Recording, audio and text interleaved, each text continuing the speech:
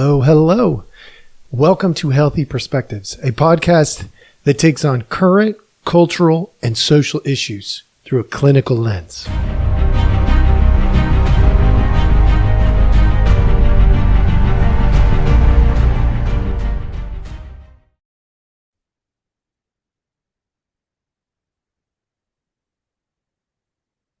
Hello, hello. All right, welcome back. Thank you so much for joining us. As always, we appreciate your time. And today's agenda is we're going to talk a little bit about Cheatle and the testimony that went on. Matter of fact, today. I know it's I've been a little inconsistent with my dropping of the podcast, but today this just demands some of my attention. And for whatever reason, the good Lord saw fit that I had a few minutes to do this. So I put some things together today. Tip of the day: don't fall for everything you're told. Don't fall for everything you're told. Look, there are people in this world, unfortunately, that want to lie to you. They want to keep secrets from you, and they want to deceive you and lead you astray on purpose. There are three building blocks for relationships. I'm talking about Psychology 101 here, folks. Truth, authenticity, transparency. And we know that because lies, secrets, and deceptions destroy relationships. They always have and they always will. And the opposite of those, truth, authenticity, and transparency, are the building blocks for trust, the things that give a relationship a chance. And in a world where it's hard, really hard work to have a committed, dedicated relationship of any kind, a friendship, a romantic partner, a family, in a world where that's already really hard, if you don't have truth, authenticity, and transparency, you're not going to get there. You will not get there. I have put together some clips today. Some clips because I want to make a couple of points about how deception and secrets and lies are going to destroy your trust in the people who apparently represent you and me both. These people represent, we pay them, and they represent us. And a check, every single time I get a check from my practice or any contracted work that I do, every single time, there's this little thing in there called taxes, which can be 20, 30, 40%. Like, let's go on the low end, 20%. Folks, that is a lot of money out of your pocket. The only people who are not going to care about their representation are the people who are getting more than they are giving. And that's a pretty small percentage of folks. Now, it does happen. It does happen. And let's be real. Those that come to their senses and they're getting more than they give, and they come to their senses, feel guilty about getting more than they give. And my heart goes out to them. If you are in a position where you need to get more than you give, I get it. Been there myself. I had people that helped me, and unfortunately, I felt pretty guilty. I say unfortunately because I'd rather not feel guilty, but I did. And when I got back on my feet, I worked my butt off, just like you have done or will do in your situation. But these people that lie, keep secrets, and are deceptive to you and me, that's a surefire way to destroy the relationship. Because you cannot build on lies, secrets, and deceptions. You cannot do it psychologically, sociologically, culturally. It will not work. Whew. Okay. That was intense. I know for many of you, you got to feel my enthusiasm. But let me show you why I have this much energy.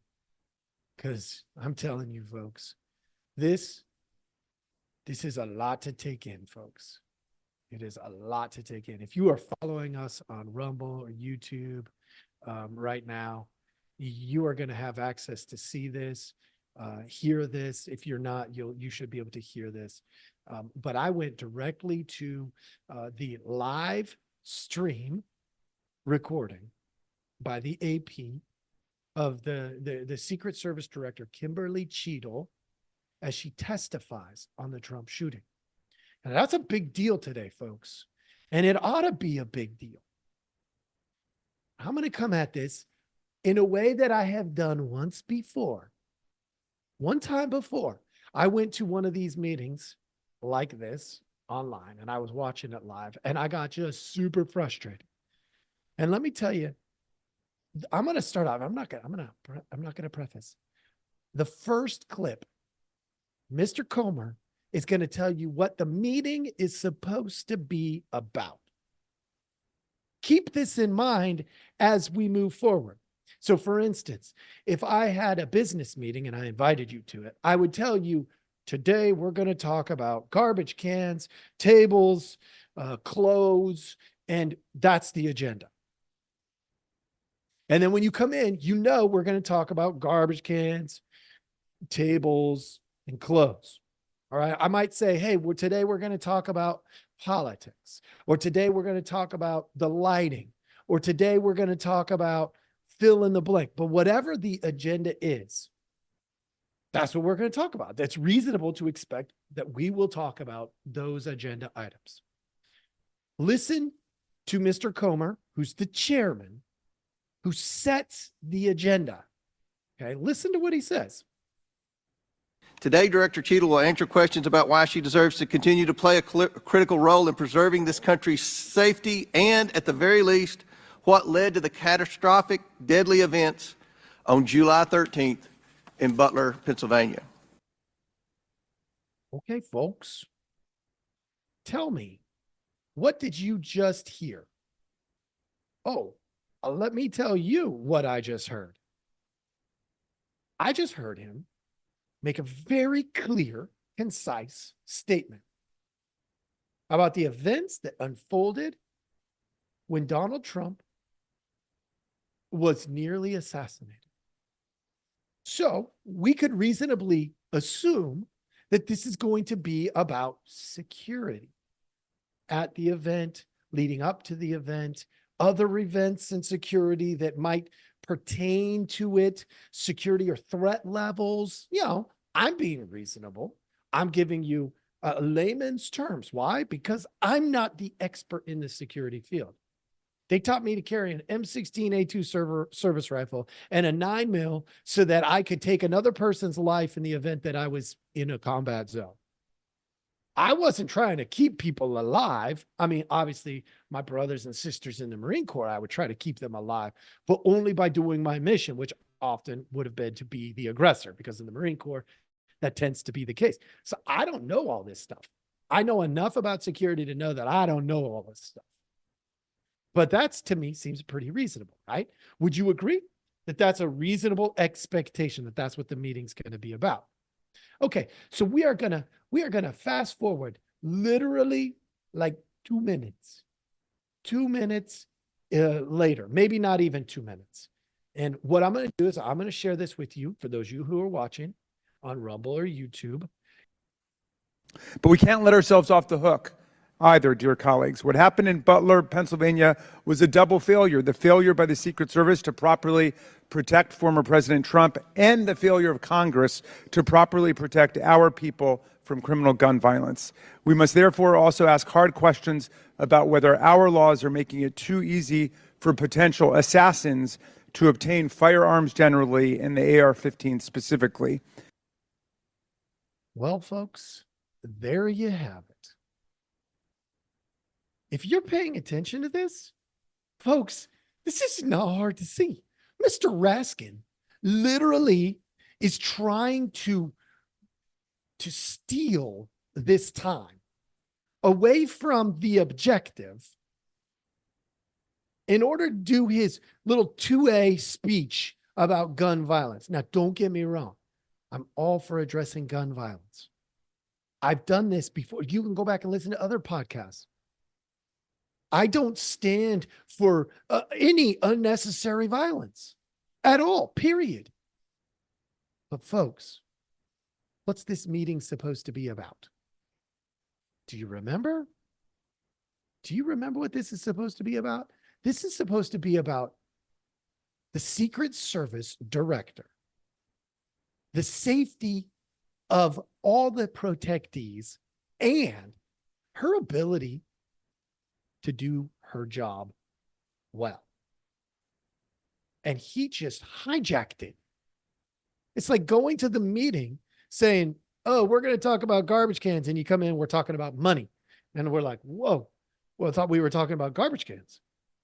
Like, wrong topic, folks.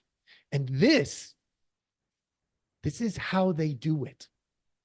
This is how they avoid the work and create this whole agenda. Look, I want you to look this up. AmericanProgress.org. Why? Because Mr. Raskin, I swear to you, he probably belongs to that. I don't know. But I came across, it's called Cap 20. I came across this not too long ago. He's pushing an agenda, not investigating for truth, authenticity, and transparency. That's a failure, folks. You pay him. You pay the director too. You pay all of these people. Have you looked at your check recently? Calculate how much money you would have in your pocket if these people would do their jobs, or if they weren't going to do their jobs, just not tax you. Yeah, you increase your pay by 20% to 30%, some of you 40%. That's a lot of money, folks, going into not doing his job, hijacking an entire session. And by the way, you're going to see this later. Others were glad to follow him and avoid the work. This meeting was set with a specific agenda, one agenda, and maybe a second. What happened? And can you do the job? That's it. Well, let's hear directly from your very own director Cheatle. Okay, we want to go to that because I want to show you her opening statements, and I want you to just think this. Just think this. You ready? Think transparency. Just think transparency. We would think that in a position like this, at this particular time, with these particular events, transparency would be the key. And remember, the event is 9 days old, and this is the director of the Secret Service. Okay. At any point Saturday, did the Secret Service have an agent on top of that roof? Sir, I'm sure, as you can imagine, that we are just 9 days out from this incident, and there's still an ongoing investigation.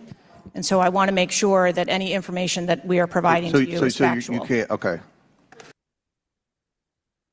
Transparency, folks. How are we doing with transparency? Keep that thought in your mind as we look at the very next one, okay? Think transparency still, right? We're only thinking about transparency. Now, I'm not talking about authenticity and truth yet. Just think about transparency. They asked for additional help in some form or another. You told them no. How many times did you tell them no, and what did you tell them no to? Again, I cannot speak to specific incidents, but I can tell you in general terms, the Secret Service is judicious with their resources based on. What does some requests mean? How many times? Some indicate requests is plural. So more than once they asked for additional help and you turned them down. What did they ask for and how many times did you turn them down? Pretty basic questions. So again, without having all of the details in front of me, sir, what I can tell you is that there are times. You didn't get briefed on how many times you turned down the Trump detail when they asked for additional help? I'm sorry. You didn't get briefed on that before you came to this hearing, knowing you were going to get asked that question? What I can tell you is that in generic terms, when details make a request, there are times that there are alternate ways to cover off on that threat or that risk. But that's not what he said. He said they were denied certain requests, some requests. This is your spokesperson, not me talking. This is the Secret Service talking. And what a change from absolutely false, unequivocally false to, oh, by the way, there were some times where we didn't give them what they wanted. That's a huge change in 5 days. And the fact that you can't answer how many times you did that, that's pretty darn frustrating, not just for me, but for the country. I hear your. Folks, I know that was a longer clip, and I had to let it run. I just had to, because here's why. Not only was there not transparency there, but what you also got was a complete lack of preparation. It's like showing up 3 hours late for an interview and saying, I'm not ready for the interview. You wouldn't get the job. Well, first of all, if you show up late for it anyway, you're not getting the job because you're late. In other words, you failed. But if you show up late and unprepared, it's like, you're just wasting my time. I'm sorry. Get lost. You're done. Remember, go back to, what is this meeting about? Do you remember what we were told this meeting was going to be about? What went wrong? Can you do the job, essentially? Right? And you remember, it got hijacked. It got hijacked by the very next speaker, Raskin, Mr. Raskin. Remember I told you that others were happy to join Mr. Raskin? I just want to make sure you know I'm not making that up. This week, the House is expected to consider the fiscal year 2025 Financial Services and General Government Appropriations Bill. This Republican drafted bill would allow an individual with a permit to carry a concealed handgun issued by a state or territory to carry a concealed handgun in D.C. Folks, please, can you tell me, what does this have to do with any of it? I went on and I watched Miss Norton, and she's just reiterating Mr. Raskin's 2A agenda. And there were others in this silly meeting that did not stay on topic. And they went to the 2A, the Second Amendment, speeches, essentially, is what they were doing, which was a total waste of the director of the Secret Service's time. Total waste of her time. Which means a total waste of your tax dollars and mine. Because they were more focused on their agenda than doing the right thing and staying on topic. How in the world can we show up 9 days after the incident and have no information prepared and listen to a bunch of politicians give their speeches, essentially? This is ridiculous, American people. You could not build a relationship like this. And they have to earn your respect and trust. It's not just, oh, well, they got voted in, so that's baloney. Go vote differently. Go vote differently. It's very simple. If these people are supposed to represent you and they're wasting your money and my money and their time on their agendas that do not reflect on this meeting's topic, I'm not saying don't talk about it, but set a specific meeting for it and have the conversation. This wasn't the place. It wasn't the time. And yet they made it so. How? Here's my question for you. I'm gonna show you a clip. How can this be true 9 days after the incident? 9 days after the incident. How can this coming up right now be true? How? Do we know who made that decision to allow that rooftop to remain as an unprotected area? Do we know who came up with that security plan that omitted that? Sir, I don't have a specific person to identify for you. Okay, well, that's what I'm looking for. So let's. How is that even true, folks? Like, are you as baffled as I am? How is that even true? What in the world are they? They got to be, oh my gosh, folks. 9 days later, and she doesn't know who's making those decisions. It's not like there's 5,000 people they have to interview. The team was not that big, unfortunately. How can she not know this? Just it's mind-boggling. It's absolutely freaking mind-boggling. Now, in complete fairness, I got to show you the good stuff that I saw there from Director Cheatle. And there was one good moment that I saw out of this whole thing. This was the singular, really good moment I think she had. Do what you want with this. I'll explain why when you're done. So I would like to explore how you got the job as director of the United States Secret Service. Is it typical for the director of the Secret Service to be recommended for the role at the behest of a president's family and senior staff, perhaps at the request of Jill Biden or Anthony Bernal? Okay, folks, that was a setup question. Now, political, completely political. That right there is about trying to draw forth some transparency, possibly. But you could tell it's totally a political agenda.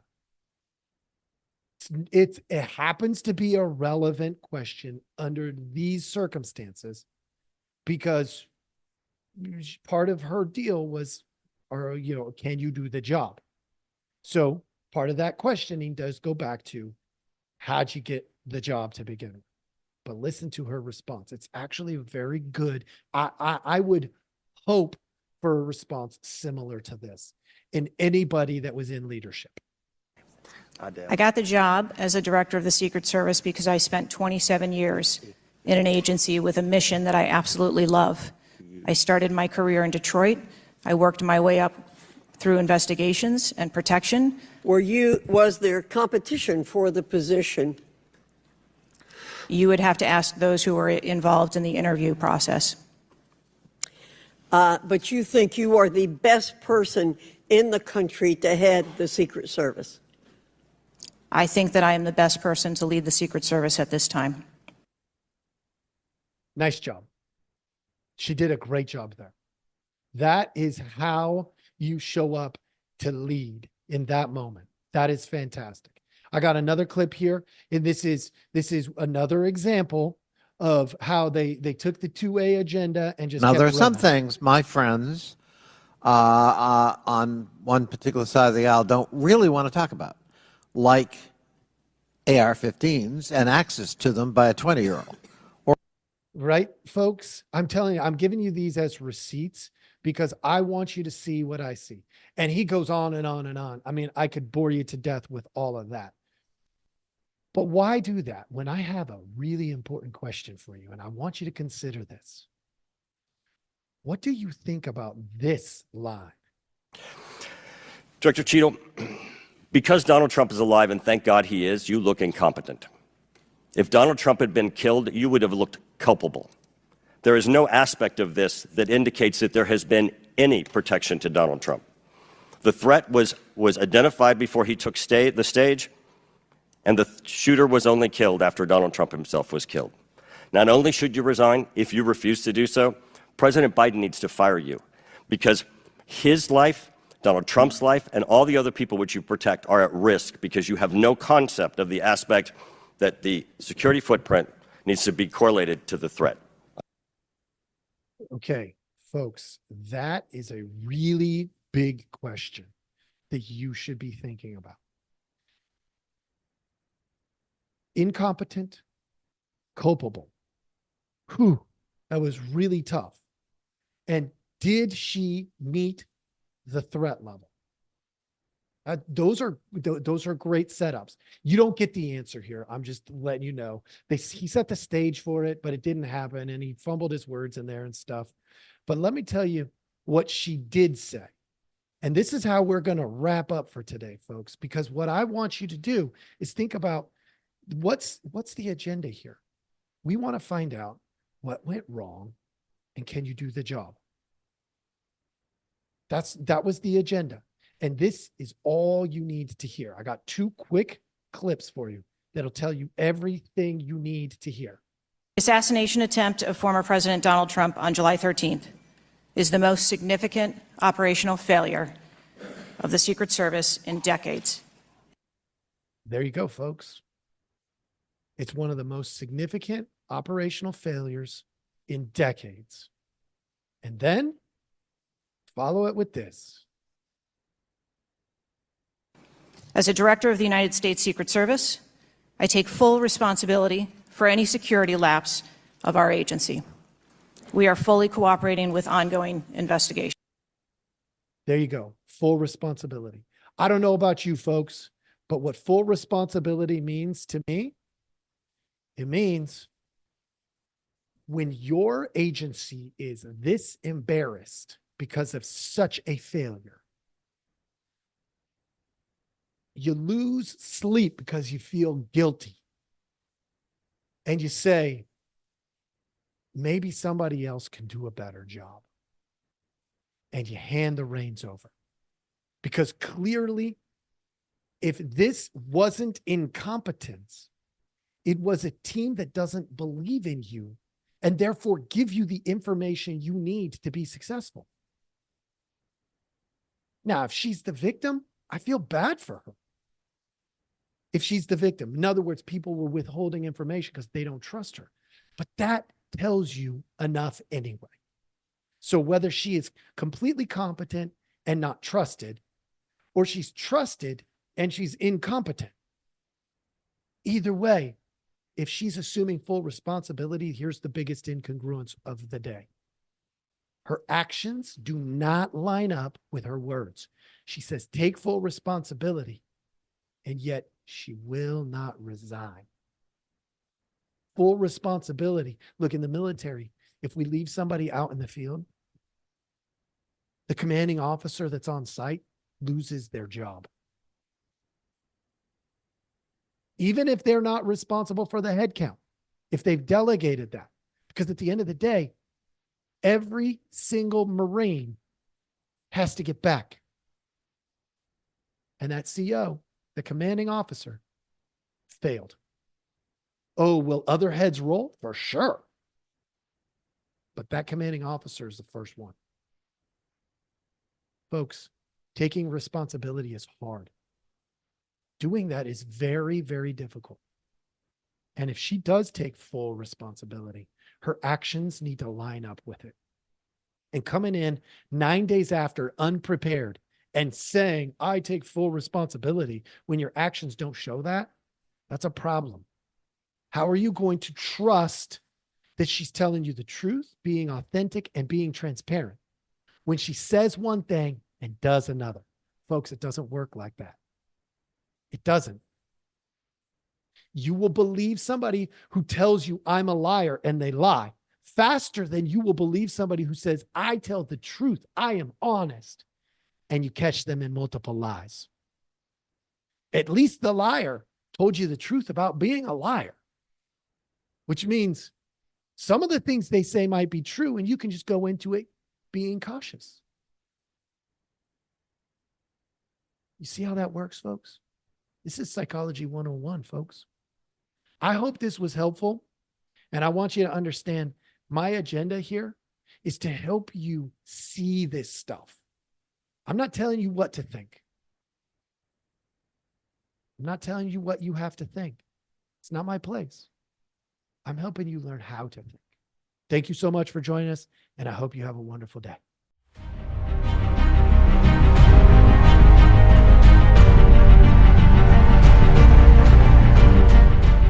Hey, everybody. Thanks for listening. We appreciate our audience a lot, so we give you some simple ways to track us down. Please like, subscribe, and follow all the podcasts on different platforms, but you can also email us at healthyperspectives@protonmail.com, or you can check out our website at healthy-perspectives.com/podcast. It's a backward slash. So if you want to go to our landing page, if you go to healthy-perspectives.com, you'll still find us. You just got to click on the podcast button. Thank you so much.